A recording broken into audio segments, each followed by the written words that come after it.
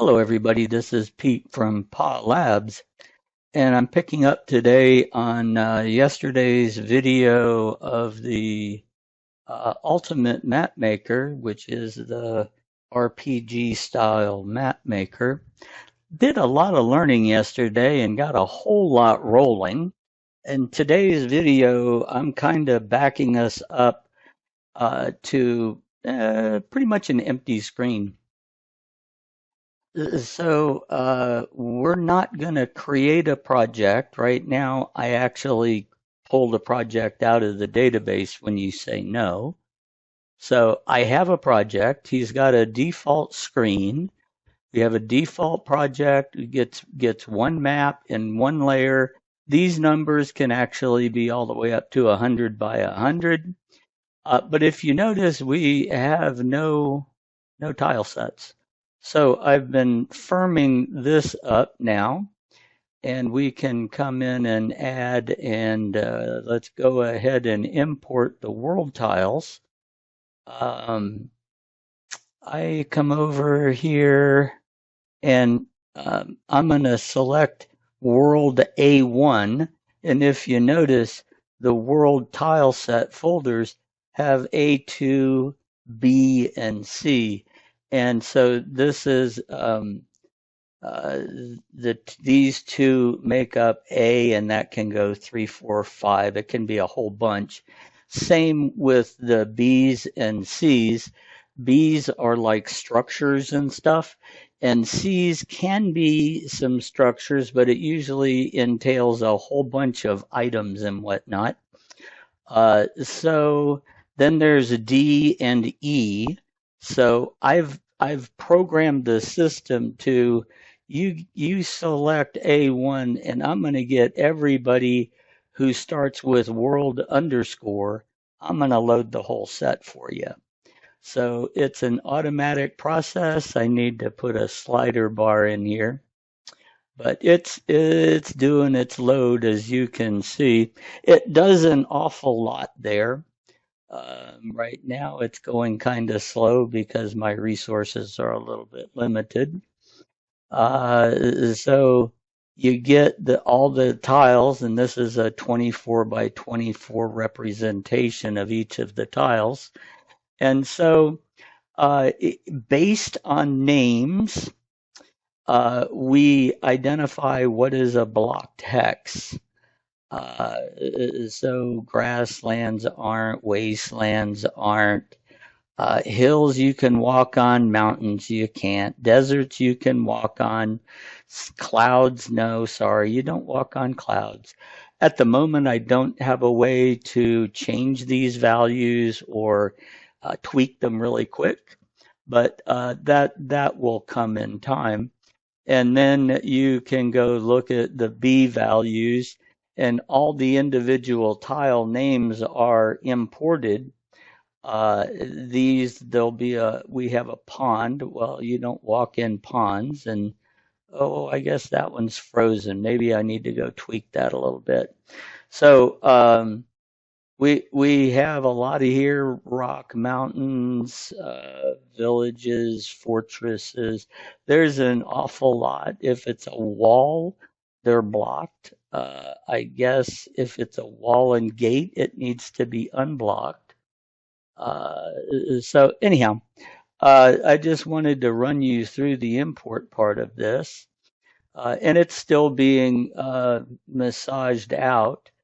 Um, there, like I said, we just imported. I don't know how many hundreds of graphics right now.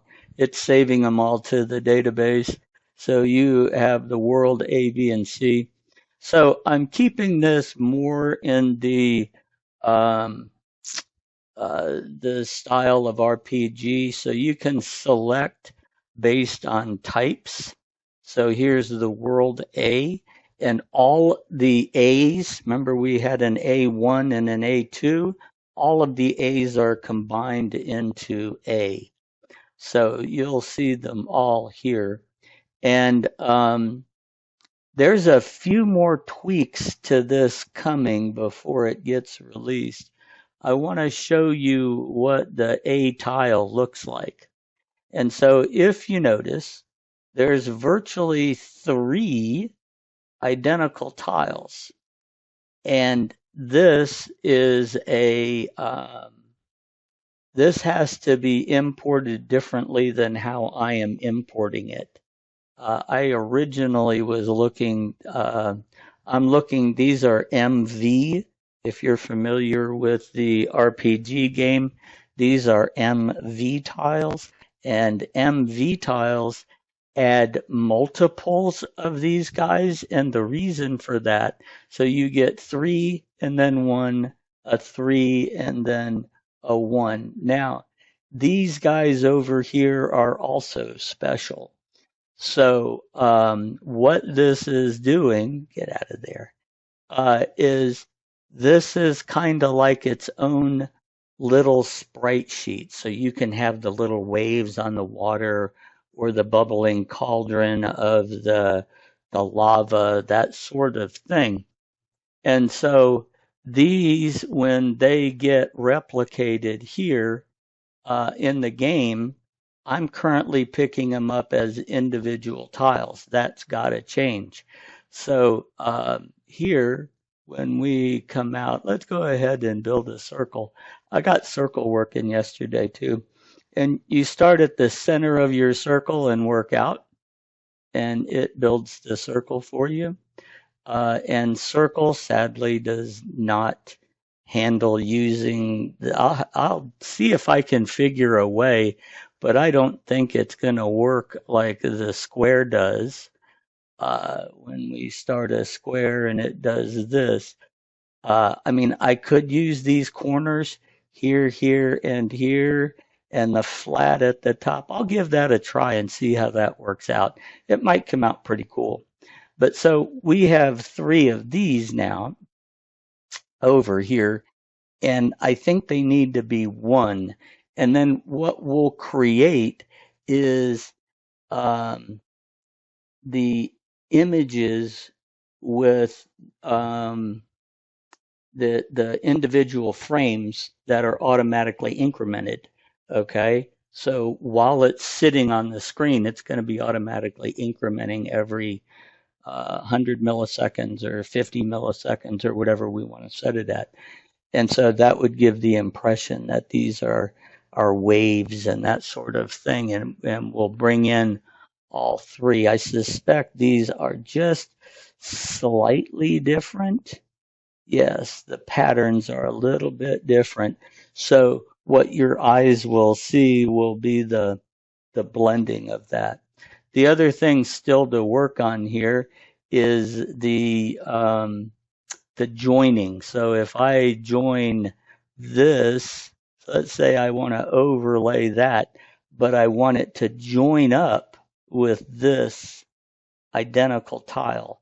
So as I've got to look at that and then change the image that gets presented here, so those would merge up. That's coming as well. But we've got all of these guys working now. We actually save to the database. We have the imports are doing good. You can, let's come on over here because we can now bring up the world A tiles. So what I want to be able to do is maybe it'll be a right click, a select and right click and turn it on and off to make it blocked or unblocked so you can do it straight from this screen. Maybe what I also want to do is when you select a tile, I want to select it in this grid so you can see the tile you're talking about. Every tile here is represented up here in this grid, and I want to link the image in this. So maybe we can throw a flag up here and say show marked or blocked or something. I don't know. But again, these are refinements that are coming. I've also got the inner workings of, let's go ahead and close that because I want to show you this code. This is pretty neato code. And it's tracking. This is change tracking. I built a model for change tracking yesterday, and excuse me. So you have a drawing event. You've started drawing something. As the cursor moves across the screen, he picks up and tracks each individual tile, row and column, and then it was changed from and it's changed to. So this guy is the root of the undo. So over here, I'll show you where that's tied in. Most of my code is below the form now. Okay, so we have this draw action that is called when the mouse moves on one of the canvases, okay? And so as the mouse moves, the event and the coordinates of the mouse are sent here. Okay, now we have a number of global variables and we're tracking to say, okay, if the left mouse button is down and if our global draw function is free drawing, uh, or the left mouse button is down or this, then what we're doing, since free tracking is a live sort of thing, uh, we're actually, whether you lift the mouse up or leave it down doesn't matter, we're affecting multiple tiles. So what we do is check to see if we're sitting still on the same tile and I've already changed it, I don't want to track it again. So we come over and we call our change tracking and add an affected tile. And here's our reference to the new change tracking drawing item.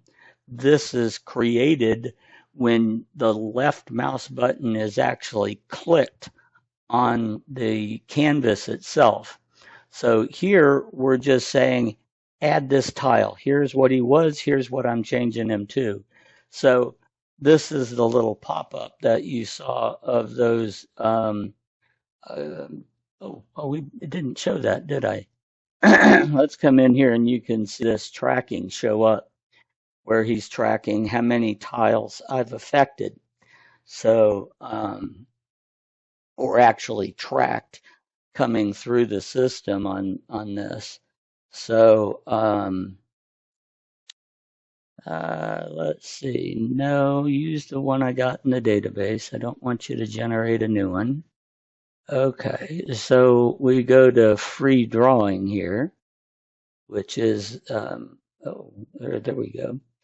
And let's get a static tile, huh? Let's go to B. These guys are all statics. Okay, I think they are. So we'll do a bridge, right? So we're on free drawing, so expect the debug to pop up. So there's our debug as I draw this bridge, okay? So as I move from tile to tile to tile, we have one drawing event because I have not lifted up my left mouse. And then these are the tiles that have been added that we have here. So if I had the code finished, we could then come back and I'm going to slide in an undo button in here, which says you can undo this event, and that would go put all this back because I've saved what it was and I now know what it is. So at the moment, I do have this as an open-ended thing while you are in the game or in the map maker. He's just continuously adding undo events. And you could literally, my thinking, one at a time, go backwards and undo the last one and the previous and the next and all the way back, all the way up. In order, I'm trying to think because eventually this is going to be a memory issue. but that would be an awful lot of data because so little data, everything I'm saving is an integer. So you're only looking at like 8 integers. I mean, that's what, 16 bytes, 18 bytes or something, 24 bytes per record.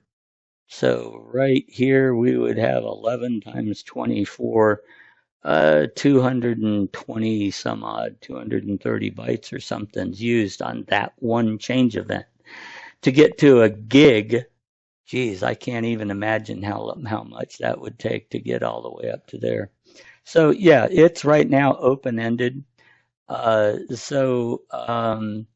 When you hit save, which I actually don't have a button to say save your work, uh, it will give you the option to retain the undo list or clear the undo list.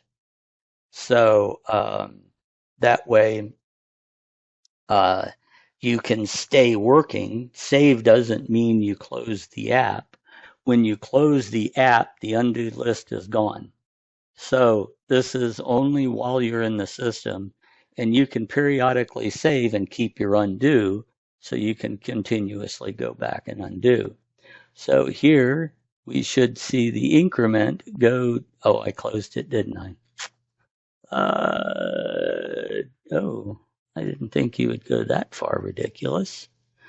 Let's see. Let's take a look. Yep, see that we got the 2 and we have 3 tiles tracked. There's my 3 cave openings, and this was the event 2. So now you can see how that's matching up. So before I release this, I want the undo working, and I want to get uh, these tiles fixed to where this is one tile. The purple guys are one tile. These 3 lava cave openings or whatever this is. Let's see, what is this? Yeah, lava. Is actually a boiling lava kind of thing. And I also want to get where I can extend and not step on top of. I would like these 2 to join. And so we would lose this border here, and those 2 would just be melded into one. But it'll only work for exactly liked items. So anyhow, that's the scoop. I've got to figure out what I may have to actually go install that again. MV. And so when I come over here, this third tile, so not quite sure what that third tile is all about. So is this maybe